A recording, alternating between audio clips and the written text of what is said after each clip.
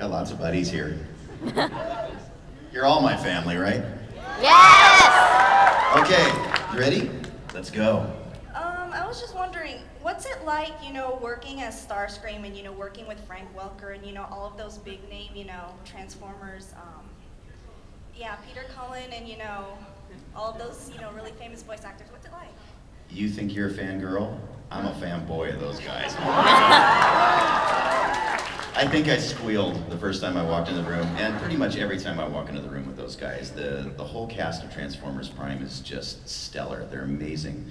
And there are some up-and-coming names in the cast. I mean, when you get a chance, look at the cast list on that show, because these guys are going to be superstars. Everybody on the show is just incredible. I still fanboy out every time I hear them speak, as I do with a lot of my friends in the voiceover industry. We're all fans of each other. So pretty much in any situation where I get to sit in a cast record, I feel like I'm watching a show, because that's where the real show is happening, in that room. So yeah, I can't even express how cool that is, and it never gets old. Thank you for that. Hi. I was wondering if you could do a line from Jamie from Megas XLR. The only thing I remember from Jamie is nice! And I know he likes green skin space chicks, right? He does like alien girls, and human girls, and animal girls, and pretty much any kind of girls you can find. But to just know. Thank you. Chicks dig giant robots. Hi, Steve. Hi. I was wondering if you could answer my question in the voice of Amon. Okay, I was wondering, when you do his voice, how do you really get into character? Do you really feel the emotion? Like, do you see yourself there? I do that with every character.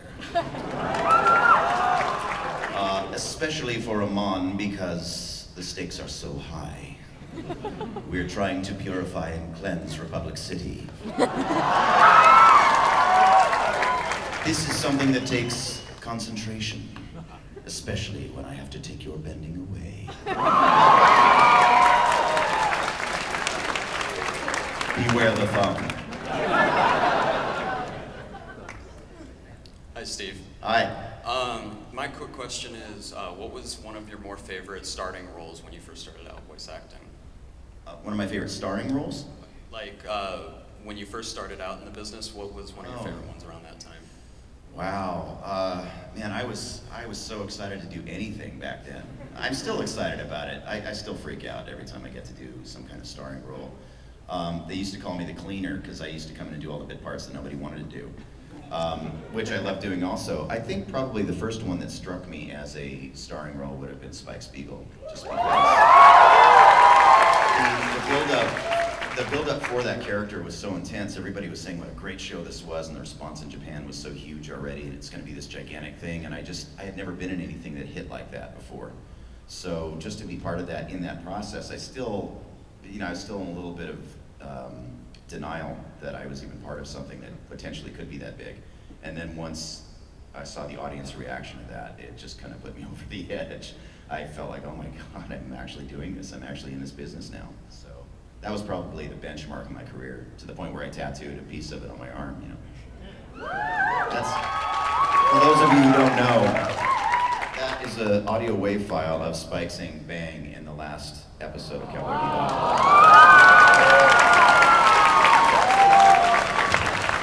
So yeah, Spike lives with me forever. Hello, Steve. Hi. So you mentioned at your panel yesterday that the one role you wish you could have played was Sailor Moon. So my question to you, you did this to yourself. My question. Any pony would be good too. If you could maybe give us a sample of what it would sound like if you were to transform as Sailor Moon, maybe that'd be.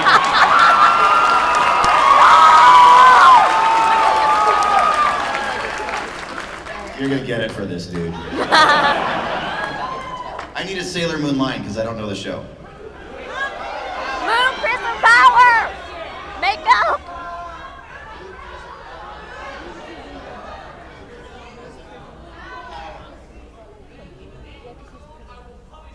Oh, I'm waiting. I'm gonna do it as Leron. In the name of the moon, I will punish you.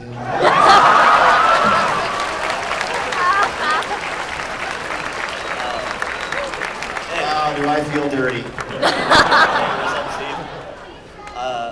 Glad I wore my First of skirt all, today. I actually have 2 stickers for you made by my friend Takato and Guillemot.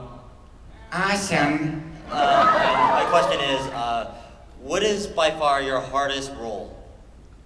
Daddy.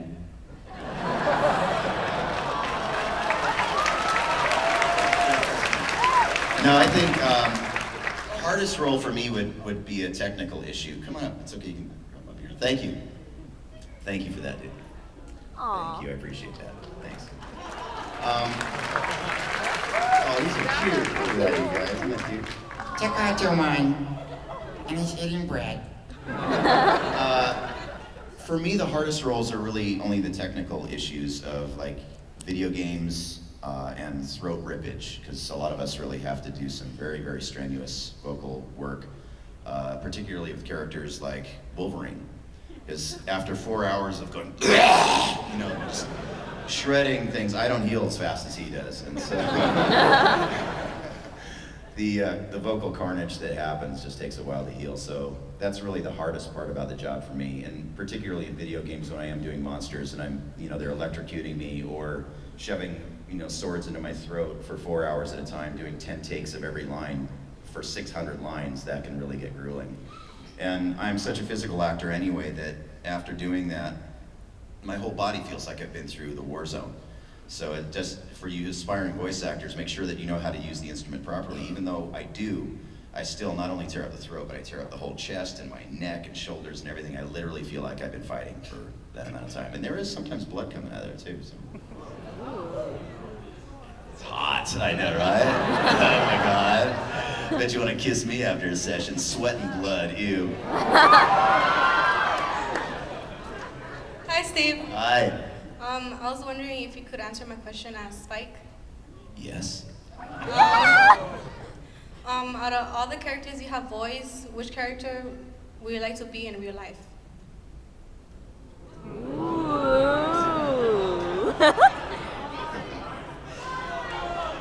Answering that as Spike, wouldn't I have to say Spike? Yeah, because Spike wouldn't, he wouldn't give that away to anybody else. I don't think so. I don't know.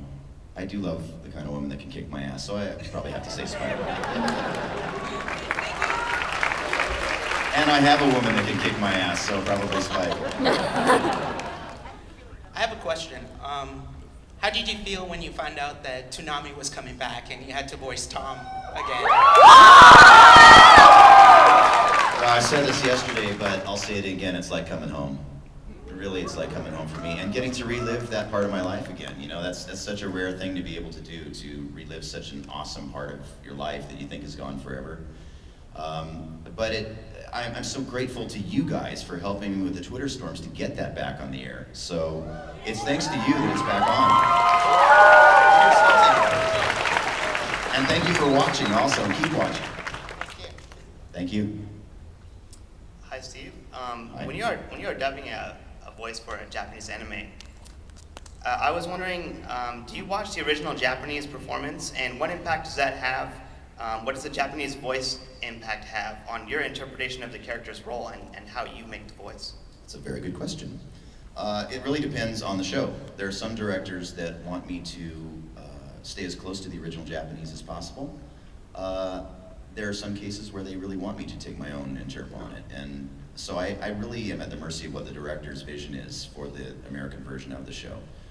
As far as watching it, I'll use it for reference for timing more than anything else, and for the original intent of the writers, and because I did do some writing adaptation for anime, I'm sensitive to that sort of thing.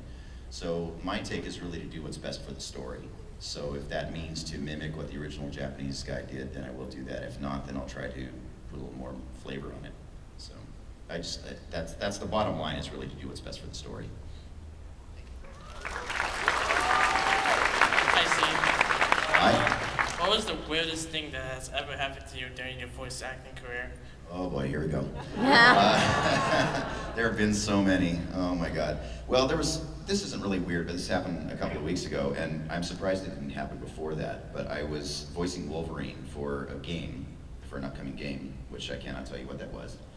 But like I said, I'm very physical in the booth, and when I'm doing the claw strikes, I actually do swing my arms. I keep my head perfectly still, but the arms are going like crazy. Well, I caught the flesh between two of my fingers on the metal edge of the stand, and I knocked it all the way across the room. And this thing is a heavy steel stand with a big metal base on it. I knocked it all the way across the room. I didn't even feel it, and it came about that close to going right through a glass door, a double glass door, and that would have been a terrible mess if that had happened. But I was just so surprised that I didn't cut myself, or maybe I did and I healed really fast. I don't know. The other thing that I would say is weird, this is the weird one. When I was doing a lot of anime back in the old days, I was at a studio called Magnitude 8, and they had this, where we did a lot of the really great shows back then with LA Hero and those guys. I don't even remember what the show was, but we were doing a Walla group, which is background voices, filling in like, action scenes and things. And we had this little tiny booth, it's about the size of a large refrigerator. It will comfortably fit one, maybe two people if they're small. We had 5 people in this booth. and we had 4 guys and a girl. And we're in the middle of the scene, and it's some crowd scene or something, and we're all supposed to be screaming, and I'm doing like a voice of an old man. We have to mix it up and do different voices for this thing, so I'm going, ah! This kind of thing. And all of a sudden I feel this finger go up my butt. And so my performance went from To make matters worse, this little booth had a glass door on the front of it, where we could see our music stand that had the dialogue. I coughed up a big glob of loogie onto this thing, so that was stuck in there dripping down with 5 people in the booth. And as I'm turning around trying to figure out who put the finger up the butt, it turns out it was the director's girlfriend. Awkward. And he was okay with it. I think it was him. They'll never admit it. His name's Kevin Seymour. Don't tell anybody. Hey, Steve. Hi. My question is, as an actor, what do you try to? What's the biggest lesson that you've learned doing small parts? The parts that sometimes it takes a moment for us fans to even realize that you are doing. Well, as an actor, what do you try to take away from that? And also, how was being the announcer for Hudball? Okay, first things first. I love small parts, as I was saying. I love doing little bit parts, especially ones that I'm not sure if anybody's going to recognize that I go uncredited for. That's always really fun for me. All of us do that, and I think I enjoy it more than most actors, and maybe because I've gotten to do some of the bigger roles too, and some actors haven't gotten to do as many big roles, so they may not like them as much as I do, because it's work. I mean, you're coming in there and you're usually doing the stuff that the guys with the lead roles either don't have time to do or don't want to do, because it usually involves screaming and dying or something like that.